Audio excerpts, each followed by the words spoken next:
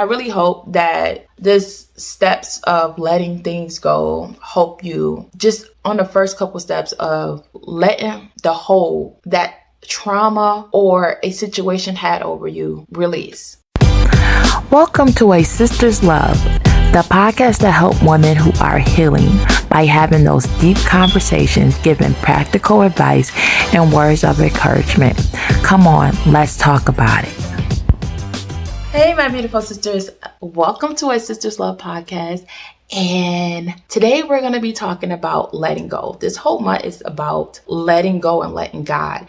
And today we're going to talk more about my journey of letting go and why it's important to me. And I also help you with a couple ways of letting go and give you a couple tools and things that I learned in my healing process. But before we dive into that, I would like to introduce myself to those who's new here. Hello. I am your sister, Do Love, Rose Jones, and I'm your host here at A Sister's Love podcast. And I am just one woman with one voice trying to use it to help as many women heal. So if you are a woman on your healing journey and you're looking for a safe place, free resources, or just a place to be with other women who are on this journey, then you are in the right place. I would love for you to be part of our sisterhood. To do that, all you have to do is hit the subscribe button, turn on your notifications, and you never miss another episode of A Sister's Love podcast. Now, let's dive into today's topic, letting go. So I am talking about this because I have so many questions that come to me that's talk about, Rose, can you please help me? I know I need to let things go, but I don't actually know how to do it. I don't understand the process of letting things go. And I'm like, yeah, it's kind of easier said than done. You know what I'm saying? Like we talk about, girl, just let it go. It's okay. You get over it. We'll get over it. Just get over it. Let it go. But we don't understand how much control things have over us. And little do we know that these things that happen to us, like things like trauma, SA, domestic violence, even just people saying mean things to you and just self-hate is very strong. And these things literally control your behavior, your thoughts, your movements, the people that you interact with, the things that you do, because they have this great hold over you. See, we cannot control what happened to us, but we can control how we move forward. And that's what I want to help you do today. Me, I used to allow the things that happened to me to hold me back so much. Like I used to think that I wasn't beautiful. I used to think that I didn't deserve to be in front of a camera. I used to think that my voice didn't matter. I didn't think that I mattered as a person. I didn't think that I was significant enough. I always thought that I deserved to be behind someone and always in the background. I never thought that I deserved to be here. You know what I mean? So to prove myself wrong, I'm here today, and I'm just here proving that I deserve to be in any space that I want to be in. And I had to let go of those thoughts and let go of those beliefs that I let other people instill in me, thinking that because I have a gap that I'm not beautiful, because I wear glasses, I'm not beautiful, because I'm not society's standard of beauty, that I don't deserve to be seen. And each and every one of us deserve to be seen and heard in whichever way that we feel is fit for ourselves. For me, it's sitting here on this podcast. I want my voice to be heard.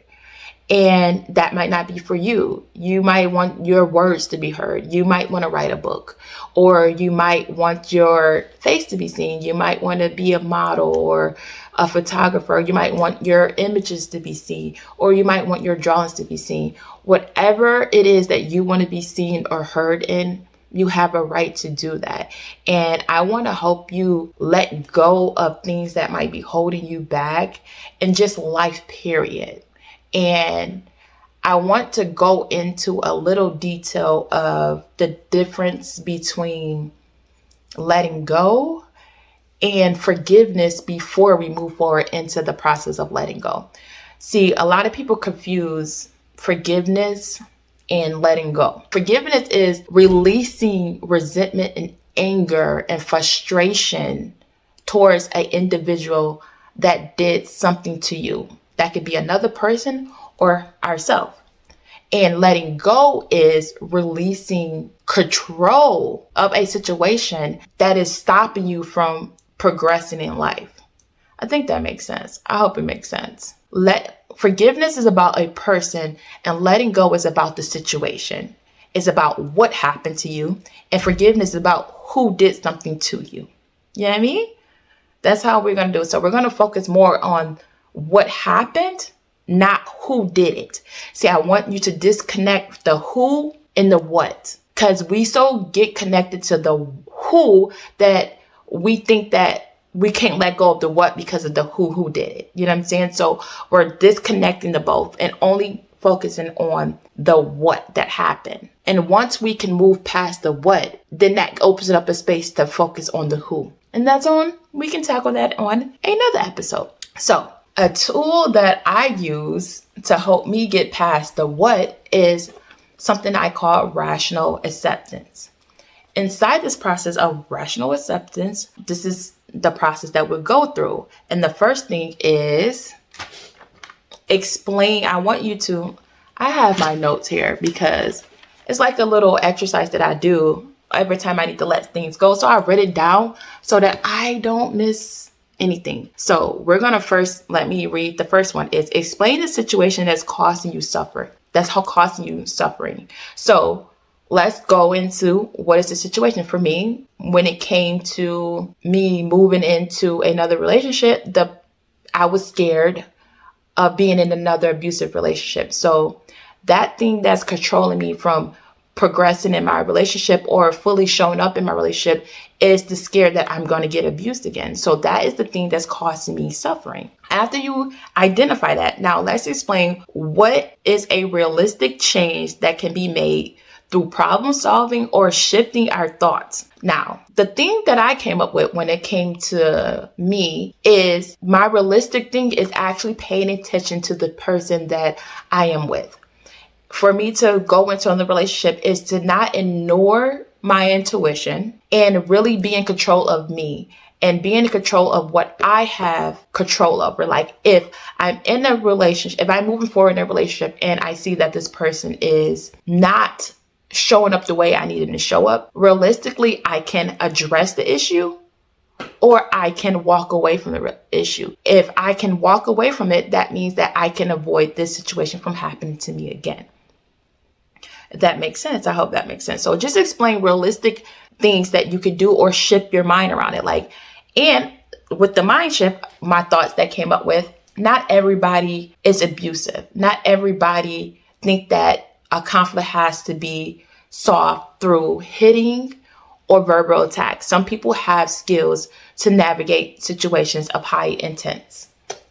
Just shift and then another perspective shift is actually watching other relationships or reading books that helps you understand relationships and what things are going through and helping you understand what abuser mindset is and a victim mindset is. So shifting your perspective of what's actually going on in the situation. Third, explain what you may need to accept rationally. By doing that, you need to explain your feelings. What are you feeling? I'm feeling confused. I'm feeling overwhelmed. I'm feeling unworthy. I'm feeling lost. I don't know what to do or how to do it. These is the feelings that's coming up for me. So you need to write those down. Why is these things causing you suffering? So these things is causing you suffering. Why? Why are they causing you suffering? These things is causing me suffering because of the unknown. I don't know what is going to happen. And because of that, I am scared. And for that to happen to me again, I feel like I would lose it. So I prefer to just stay away from the situation altogether so that I won't have to risk that falling back into that trap again. So that's why it's causing you suffering, because you're not living fully because you're scared that it's going to happen to you again. And you're restraining yourself and you're denying yourself access to parts of you, parts of the world, and parts of things that you know you deserve. Now, explain why you're holding on to this. Again, I just said it. I kind of answered it early, but explain why you're holding on to this. Let me say it again. I'm holding on to this because I'm scared of the unknown. I don't want to be put in a position that this happened to me again.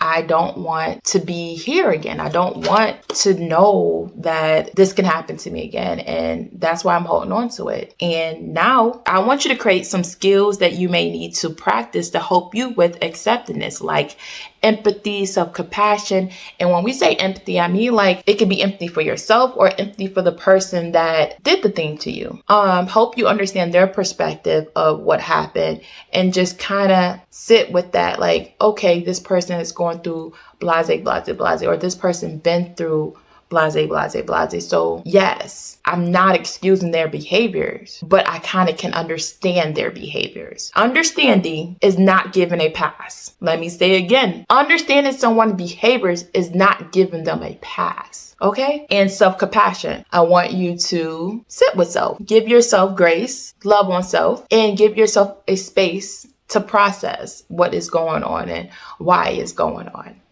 You know what I'm saying? And then this is the best part. This is the best part. Okay. Explain how life would be different. Once you accept this, we're going to drop that. Once we accept this situation for what it is and move forward, how will life be? Would it be more peaceful? Would you be able to do the things that you always wanted to do? Would you love on yourself more? Would you get into relationships where you give yourself grace? Where you give yourself compassion? Where you love on yourself? What is the things that you would do if this thing is no longer holding you back? I want you to talk about it. I want that to sit on you. That's what we're going to do today. I want that to sit with you. What I do if this thing is no longer holding me back. Again, I'm going to give you a second to sit with that. What would I do if this thing is no longer holding me back? I accept it. I accept that this happened to me. It's not okay that this happened to me, but I accept it. There's nothing I can do to change it. Don't matter how mad I am. Don't matter how frustrated I am. Don't matter how many people I lash out at. Don't matter how much I hate the person that did it to me. It doesn't change the fact that it happened. Now, I am in control of how I move forward. Yes, it happened, but it doesn't define me. It doesn't define who I am, who I'm becoming, or what I can or what I cannot do. I get to accept that you hurt me, but I also get to accept that I have a future beyond this. I get to accept that this doesn't define me. I get to accept that this doesn't belong to me. This frustration, this anger, this aggravation doesn't belong to me. I get to let it go back to the person that it belonged to. Let it go. We're letting it go. We letting it go. So, that was just like, I got in my feelings like, bruh, I'm always telling people, don't come in here, don't come around me, try to give me things that don't belong to me. I don't want it. You keep it, deposit it somewhere else. Not here. Not here. Let it go. Bye-bye on that. We don't do that. We don't do that here. No. So, yeah. I hope that helps somebody. I really hope that this steps of letting things go help you just on the first couple steps of letting the hold that trauma or a situation had over you release. It's not going to happen overnight, but it's a process that you can work on. You can do it. I don't want you to start big or just like, oh my God, I got essay. Let's just work on that. Start small, like someone saying something that you didn't like about you and it sat with you. or something that has to do with you and yourself, like something that you did to yourself that you regretted and you can't let it go and you're punishing yourself for it. You know what I'm saying? Like me, my biggest issue that I had was I held on to a lot about being a controlling parent that I was for so many years, and I held on to that for a long time because I feel like I messed up my kids kind of. I'm like, damn, they lost so many years of their childhood because I was scared that if I let them go into the world, that what happened to me was going to happen to them. But instead, I was hindering them from experiencing life and not enjoying who they truly were. My kids are social butterflies, and I was confining them into walls that they did not belong into. So I had to have that conversation with myself and had to accept, yes, I did that. At the time that I did that, I didn't know better. I thought I was doing the right thing. But now that I do know better and I took the time and I did the skills to change my behavior, now I have the ability to give my kids a new mom, a new experience, a new childhood. And guess what I did? And guess what I did on top of it? I apologize. I apologize for what I did, how I showed up. So, okay. Well, I hope that helps someone today. And if you have any questions or any other discussions that you would like for me to discuss on the podcast, please hit me up in the comments. Send me a DM, or if you want to be on the podcast, send me a DM because I have no problem with you being here. And just to let you know, I did my first in-person podcast. And that was so excited. It was a little hiccups here and there, but I hope you guys like it. It's called Let Go and Let God. It'll be airing the next episode that will be airing. And it's with Marquita Geiger, and she's just a wonderful person. And when I say she know her God, she know her God. So it's a story that you want to hear. It's definitely an episode. It's long, but it's worth it. I swear to God, we was recording. It didn't even feel like it. We was here for an hour and a half. So you got this. We got this. You got this. I promise you. The time will go fast. But back on topic for today, my beautiful sisters, I would love for you to really try that rational acceptance exercise.